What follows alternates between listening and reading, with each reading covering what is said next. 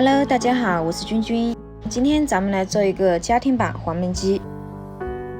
首先准备需要用到的食材：3个鸡腿、红椒、青椒、土豆、大蒜、姜、香菇。将鸡腿肉剁成大一点的小块。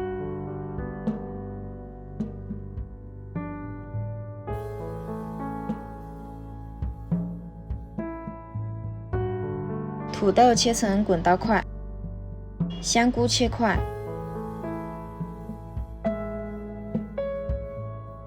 红椒切块，青椒也切成块。所有的食材就准备好了。鸡腿肉冷水下锅，放入姜片、大葱、料酒，焯水去腥。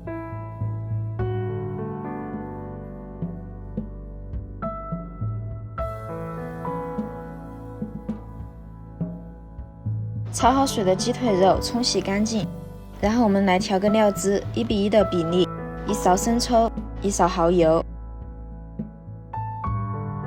，1勺黄豆酱，搅拌均匀备用。热锅冷油，下入冰糖，快速的搅动，炒成枣红色，下入鸡肉，快速的翻炒上色。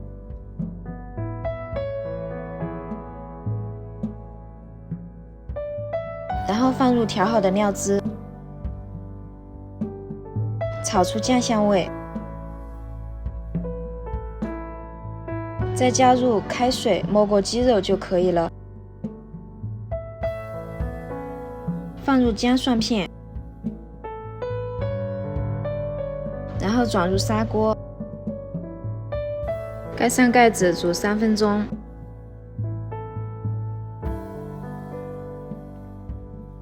然后下入香菇，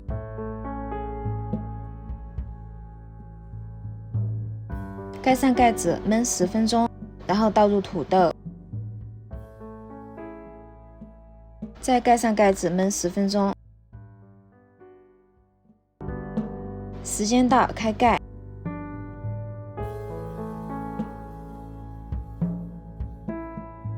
然后下入青红椒。